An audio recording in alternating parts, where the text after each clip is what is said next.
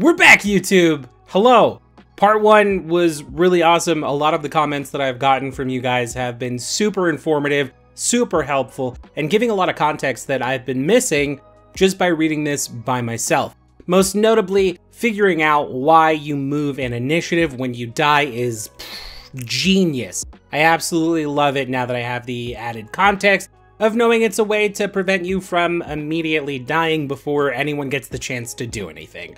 We're just going to jump right into part 2 where I go over the rest of the conditions, so enjoy! Helpful. This condition reflects a creature's disposition toward a particular character, and only supernatural effects like a spell can impose this condition on a PC. A creature that is helpful to a character wishes to actively aid that character. It will accept reasonable requests from that character as long as such requests aren't at the expense of the helpful creature's goals or quality of life. If the character or one of their allies uses a hostile action against the creature gains a worse attitude condition depending on the severity of the hostile action as determined by the GM. This is basically critical success, success, failure, critical failure. There's going to be 2 positives, 2 negatives, 1 good, 1 significantly better, 1 bad, 1 significantly worse. Hidden. While you're hidden from a creature, that creature knows the space that you're in, but can't tell precisely where you are. You typically become hidden by using stealth to hide. When seeking a creature using only imprecise senses, it remains hidden rather than observed. A creature you're hidden from is flat-footed to you, and it must succeed at a DC 11 flat check when targeting you with an attack, spell, or other effect, or it fails to affect you. Area effects aren't subject to this flat check. A creature might be able to use the seek action to try to observe you. I remember the point in time where I would action to shoot an arrow and then bonus action to continue hiding in the same spot. And the logic that was enforcing my side is this condition. The creature knows that you're in that space, but they can't tell where or when you're gonna pop out for that shot. You get the stealth benefits. I think that this is way cooler and a little less broken. Even Wizards of the Coast added the aim bonus action that allowed for that to happen more sensibly. Hostile. This condition reflects a creature's disposition towards a particular character, and only supernatural effects like a spell can impose this condition on a PC. A creature that is hostile towards a character actively seeks to harm that character. It doesn't necessarily attack, but it won't accept requests from the character. I really like that it specifies, as a DM, you can't just do what the players are doing to them. Like, you can't roll intimidation or whatever to make this effect happen. It has to be something along the lines of a spell. Immobilized. You can't use any action with the move trait. If you're immobilized by something holding you in place and an external force would move you out of your space, the force must succeed at a check against either the DC of the effect holding you in place or the relevant defense. Usually Fortitude DC of the monster holding you in place. I like that ruling. I like that they specified what happens if something is trying to move you from the space, like maybe someone uses Tidal Wave or something, but I really like the 3 action system and how there's just like a move trait for your actions. This is effectively grappled, and grabbed is a way to enact that. Indifferent. So there's a middle. I guarantee that this is going to be a middle. This condition reflects a creature's disposition towards a particular character, and only supernatural effects can impose that condition on a PC. A creature that is indifferent to a character doesn't really care one way or the other about the other character. Fuck them. Who cares? I don't. Assume a creature's attitude to a given character is indifferent unless specified otherwise. Cool. Yeah, I mean, I think it's a little extra to include in indifference, but it is what it is. But there's a lot of fucking conditions. Jesus Christ. Invisible. When invisible, you can't be seen. What a shock. You're undetected to everyone. Creatures can seek to attempt to detect you. If a creature succeeds at its perception check against your stealth DC, you become hidden to that creature until... Wait, what? Oh, you become hidden. I get it. So if a creature succeeds, you go from undetected to hidden until you sneak to become undetected again. If you become invisible while someone can already see you, you start out hidden to the observer instead of undetected until you successfully sneak. You can't become observed while invisible except via special abilities or magic. I like the specificity. I like the logic that is applied. I think that that is something that Wizards verbiage would find unnecessary. The complexity of it just makes it cooler. It gives more options to both player and GM. Observed. Anything in plain view is observed by you. If a creature takes measure to avoid detection, such as by using stealth to hide, it can become hidden or undetected instead of observed. If you have another precise sense instead of or in addition to sight, you might be able to observe a creature or object using that sense instead. You can observe a creature only with precise senses. When seeking a creature using only imprecise senses, it remains hidden rather than observed. So in the same sense that there is success, critical success, blah, blah, blah, yada, yada, there are different levels of how you can perceive a creature from invisible to observed. And I think that that is cool. I think that there are different layers of conditions, and Pathfinder does a really, really fucking good job of layering those conditions sensibly rather than just blanketing conditions all around in 5th edition. Paralyzed. Your body is frozen in place. You have the flat-footed condition and can't act except to recall knowledge and use actions that require only the use of your mind as determined by the GM. Your senses still function, but only in areas you can perceive without moving your body, so you can't seek while paralyzed. I don't know how big of a deal it is that Paralyzed removes the automatic crits on melee hits. I do enjoy the idea of automatically critting because it's just like, hold person, I'm just gonna walk my ass up. Huh, I stabbed you in the throat. Like, it's just, I don't think that being completely unable to move is the equivalent of -2 to AC unless you're in full plate armor. Even then, they're still like, oh, look at this joint over here. Aha, I cut off your arm. Persistent damage. Persistent damage comes from effects like acid, being on fire, or many other situations. It appears as X persistent type damage, where X is the amount of damage dealt and type is the damage type. Like normal damage, it can be doubled or halved based on the results of an attack roll or saving throw. Instead of taking persistent damage immediately, you take it at the end of each of your turns as long as you have the condition, rolling any damage dice anew each time. After you take persistent damage, roll a DC 15 flat check to see if you recover from the persistent damage. If you succeed, the condition ends. Future Jack here. I just went over the notes that I had for persistent damage and I listened to it back and I didn't make any fucking sense. I said a lot of things that amounted to a lot of nothing.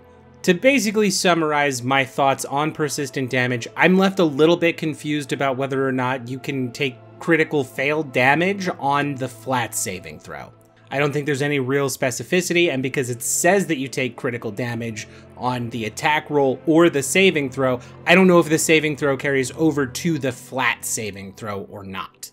It seems like it could, but it also seems stupid if it would because you can't critically succeed. Persistent damage rules. The additional rules presented below apply to persistent damage in certain cases. Persistent damage runs its course and automatically ends after a certain amount of time as fire burns out, blood clots, and the like. The GM determines when this occurs, but it usually takes 1 minute. Assisted recovery. You can take steps to help yourself recover from persistent damage, or an ally can help you, allowing you to attempt an additional flat check before the end of your turn. This is usually an activity requiring 2 actions, and it must be something that would reasonably improve your chances as determined by the GM. For example, you might try to smother a flame or wash off acid. This allows you to attempt an extra flat check immediately, but only once per round. So going based off of that, I still think that the normal damage thing would apply. So if the DC is 15 and you roll a 1, you're taking double damage. But I don't think that you can take half damage, but I do think that you can prevent yourself from taking damage at all by trying to succeed prior to the end of your turn when you take the damage. The GM decides how your help works, using the following examples as guidelines when there's not a specific action that applies. The action to help might require a skill check or another roll to determine its effectiveness. Reduce the DC of the flat check to 10 for a particularly appropriate type of help, such as dousing you in water to put out flames. Automatically end the condition due to the type of help, such as healing that restores you to maximum HP to end persistent bleed damage, or submerging yourself in a lake to end persistent fire damage. Alter the number of actions required to help you if the means the helper uses are especially efficient or remarkably inefficient. I like this. These are very quick,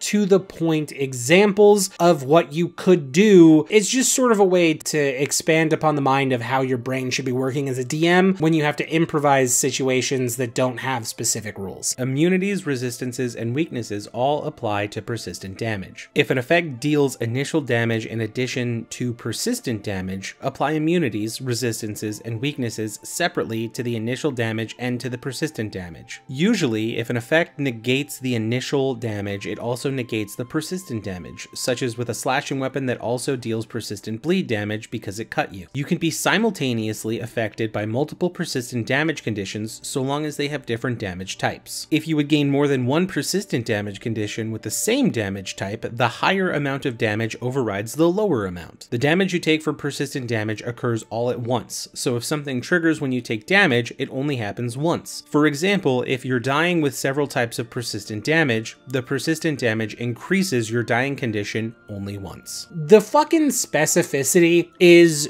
beautiful. It's a little much. I think they're going into a lot of detail. It is important to be thorough in the things that you are writing, and it seems like this is incredibly thorough, and I really fucking like it. Petrified. You have been turned to stone. You can't act, nor can you sense anything. You become an object with a bulk double your normal bulk. AC is 9, hardness is 8, and the same current hit points you had when alive. You don't have a broken threshold. When you're turned back into flesh, you have the same number of hit points you had as a statue. If the statue is destroyed, you immediately die. While petrified, your mind and body are in stasis, so you don't age or notice the passing of time. There is something about this petrification and the way that it is explained that I enjoy significantly more than 5th edition. I think that they are basically the same, with the exception of it's obviously giving you an AC. I don't know what a hardness is, but it's giving you that. It's telling you how many hit points you have, and it's telling you how you can or can't die and what happens when you return to normal. Prone. You're lying on the ground. You are flat-footed and take a -2 circumstance penalty to attack rolls. The only move actions you can take while you're prone are crawl and stand. Standing up ends the prone condition. You can take cover while prone to hunker down and gain greater cover against ranged attacks, even if you don't have an object to get behind, gaining a +4 circumstance bonus to AC against ranged attacks,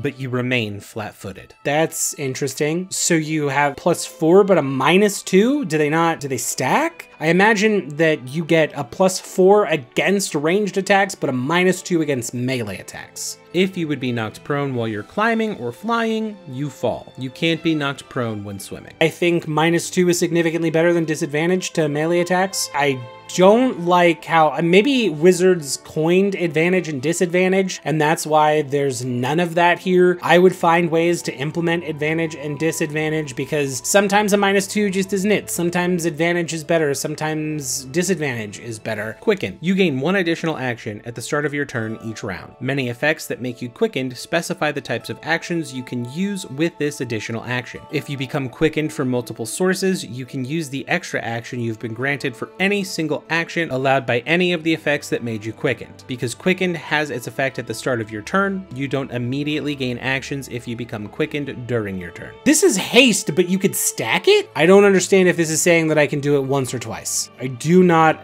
To me, this reads as I get to do 2, but I don't think that that's what it's saying, because it's not specifying that you can do 2, and there's a lot of specificity in these conditions. Quickened, slowed, and stunned are the primary ways you can gain or lose actions on a turn. These conditions alter how many actions you regain at the start of your turn, thus gaining the condition in the middle of your turn doesn't adjust your number of actions on that turn. If you have conflicting conditions that affect your number of actions, you choose which actions you lose. For instance, the action gained from haste lets you only stride or strike, so if you need to lose 1 action because you're also slowed, you might decide to lose the action from haste, letting you keep your other actions that can be used more flexibly. Some conditions prevent you from taking a subset of actions, typically reactions. Other conditions simply say you can't act. When you can't act, you're unable to take any actions at all. Unlike slowed or stunned, these don't change the number of actions you regain, they just prevent you from using them. That means if you were somehow cured of paralysis on your turn, you can act immediately. There's way too much specificity going on for me to think that the 2 Quickens stack. So I think that you only get a max of 4 actions. Of all of the things that I have read so far, this has the least amount of clarity for what is going on. Maybe what this is saying is if you're hasted and you can only stride or strike and you get quickened from something else that lets you do something else, you can do the other things or stride and strike for both actions. And quickened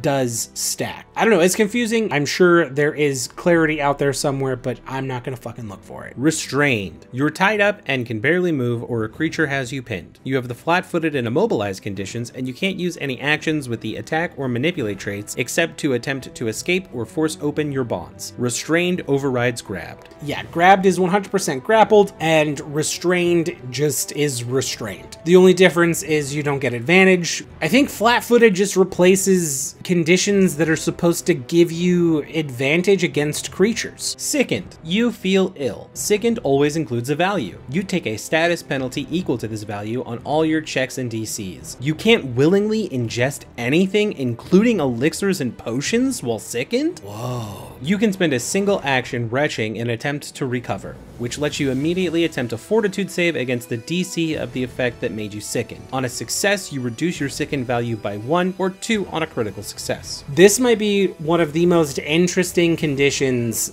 that I've read so far. First of all, a condition that prevents you from drinking elixirs or potions? Savage. Absolute evil. I fucking love it. Second, I think this is the only one that specifies you are making a fortitude save as opposed to a flat save, which pisses me off because I would rather them all consistently be a type of saving throw as opposed to a flat save. If Sickened can be fortified because it makes sense, I don't see why other things couldn't be a perception check or this or that or these different types of saves, but it is what it is. I might do it differently if I were DMing, but again, I have never touched this before. Slowed. You have fewer actions. Slowed always includes a value. When you regain your actions at the start of your turn, reduce the number of actions you regain by your slowed value. Because slowed has its effect at the start of your turn, you don't immediately lose actions if you become slowed during your turn. I hope that more things afflict a slow condition other than the slow spell, which in D&D I think is drastically underutilized for what it does, and I think that because this does less, it will be more applicable. Stunned. You've become senseless.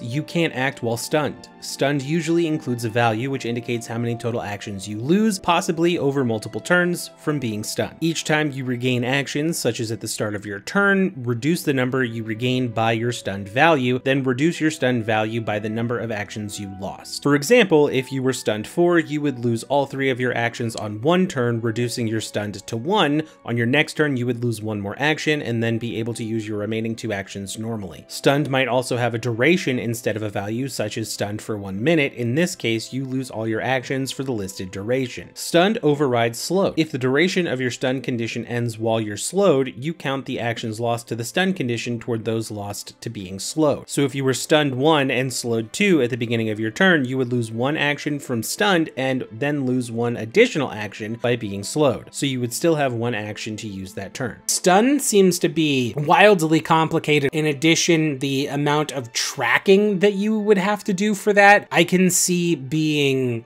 lost so easily. I forgot that someone was poisoned the last time I was running a game, and that's disadvantage on most checks. This is like fucking math. You have to remember 3 minus 4 minus 1 minus this minus that minus that. I have 2 this, 1 that. Like, this is where I see Pathfinder becoming far more complicated. Not necessarily that being a bad thing, but I feel like a lot more can get lost in the shuffle of combat, which makes me wonder just how effective VTTs are in situations like this. I use Foundry to run all of my games, and you can apply conditions to tokens. Ones that I use I think are the ones that just come with Foundry, and they fucking suck. Every time that I fucking do mirror image, I put 3 things on my character that are not mirror image, and then every time I lose one, I take off one of the statuses. Poisoned, like, it's cool it says plus poison, but it doesn't actually do anything cool on the sheet. I think it would be really cool if there was a mod that was built in to automatically count stunned for your character. If stunned worked this way in 5th edition, Stunning Strike would be significantly less overpowering as it is, and honestly probably a lot cooler. Imagine if you could do Stunning Strike for free and you pumped key into a person and that's how many you stunned them for. That would be cool as shit. Stupified. Your thoughts and instincts are clouded. Stupified always includes a value. You take a status penalty equal to this value on intelligence, wisdom, and charisma-based checks and DCs, including will saving throws, spell attack rolls, spell DCs, and skill checks that use these ability scores. Anytime you attempt to cast a spell while stupified, the spell is disrupted unless you succeed a flat check with a DC equal to 5 plus your stupified value. I feel like they gave up. We got strength, we got constitution, we got dexterity, clumsy, enfeebled, the other one, and stupified is just like, guys,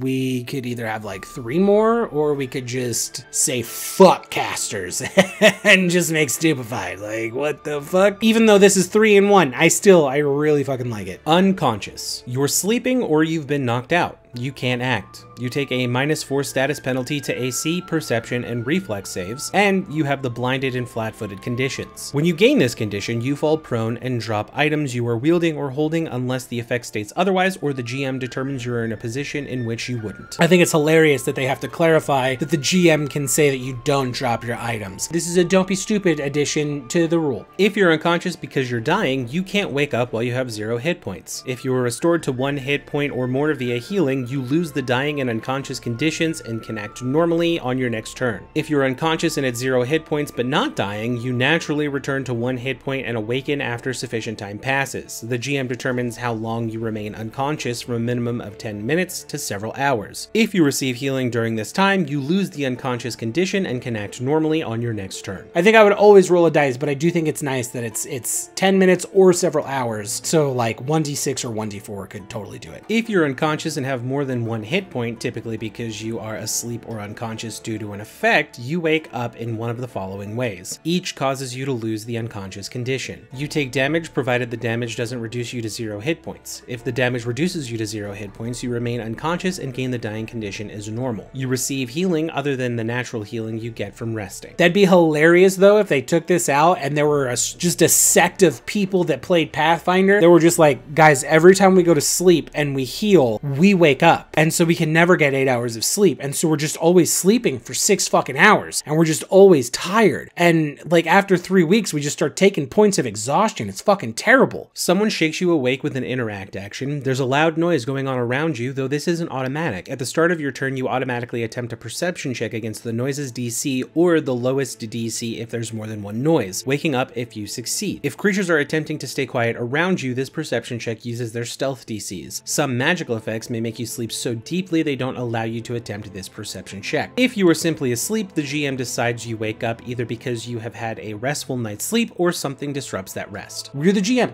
Do whatever the fuck you want. That's basically what that says without being as crass, I suppose. Undetected. When you are undetected by a creature, that creature cannot see you at all, has no idea what space you occupy, and can't target you, though you can still be affected by abilities that target an area. When you're undetected by a creature, that creature is flat-footed to you. Either Paizo hates advantage, disadvantage, or you can't use those things because Wizards of the Coast somehow fucking managed to patent the idea of rolling 2 and taking the highest or the lowest. A creature you're undetected by can guess which square you're in to try targeting you. It must pick a square and attempt an attack. This works like targeting a hidden creature, requiring a DC 11 flat check, but the flat check and attack roll are rolled in secret by the GM, who doesn't reveal whether the attack missed due to failing the flat check, failing the attack roll, or choosing the wrong square. I like that I would be the one as the GM to roll that. You would never say, oh, you picked the wrong square, blah, blah, blah, yada, yada. It would just be roll, hit or miss, and that's it. I like it. Creature can use the seek action to try to find you. I don't really think that there's anything in 5th edition built in for that, except you can use an action to make a perception check, and I feel like every DM does that differently. Some DMs will be like, yeah, no, make a perception check on your turn for nothing at all whatsoever. Some people will be like, oh yeah, no, it's a bonus action. Some people will be like, it's a full action to just...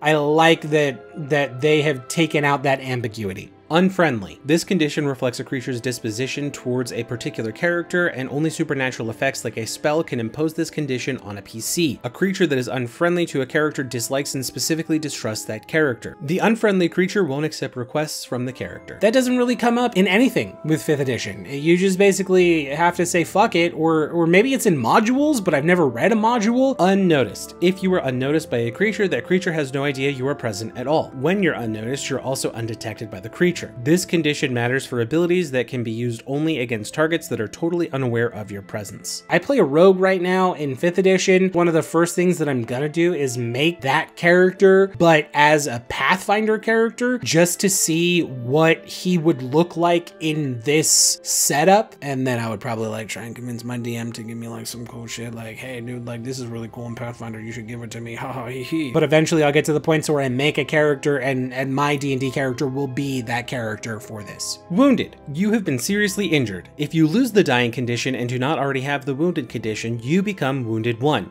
If you already have the wounded condition, when you lose the dying condition, your wounded condition value increases by 1. If you gain the dying condition while wounded, increase your dying condition value by your wounded value. That is worded so fucking confusingly, like wounded, dying, dying, wounded, wounded, dying, dying, wounded. I just fucking, my goodness. I feel like the dying condition made this so much clearer. The wounded condition ends if someone successfully restores hit points to you with treat wounds, or if you are restored to full hit points and rest for 10 minutes. I don't know how I feel, because in 5th edition, no, I feel great about it, because in 5th edition, you could just get up and go down and get up and go down and get up and go down. Whereas this, like, you can't keep doing that. If you keep doing that, you're gonna fucking die. Unless you're done with the battle and you heal fully, and then you rest for 10 minutes. I really like that. I feel like it is a great way to punish players who are playing poorly. You can very easily kill someone in Pathfinder, I feel. Or at least this gives them the wherewithal to know, hey, there's probably more shit in this dungeon. If we continue, Bob's got fucking 3 wounded, he's gonna fucking die unless we find a way to get him back up to full and then rest for 10 minutes. So unless we want to pump all our healing into this stupid motherfucker, we gotta fucking leave. I want something to do with this. I don't fucking know. And that's it. That is all of the conditions wrapped up as nicely as I can put them. I recorded all of this at the same time, so a lot of the context that I've been getting, not necessarily added in this specific video. However, I am learning a lot more, and I imagine as you all comment and inform me of the things that I don't understand or your own perspectives, I'm only going to grow to love Pathfinder even more. I'm not exactly sure where into Pathfinder the next video is going, but I think it is going to be somewhere in the races, the heritages, or the classes, whatever tickles my fancy first. But if you have opinions on what you want to see me cover next, comment them. And if there's a ton of comments, I will be swayed. I give in to peer pressure pretty easily. Haha! That's it. We're done. We're done. The conditions are over. I know things, and we are going to go on the journey to figure out more awesome things, and I'm very excited. Thank you all for watching, and I will catch you all in the next video. Also, I have like a ton of like other videos of live plays and just random stuff. It's on my face probably. Okay, bye!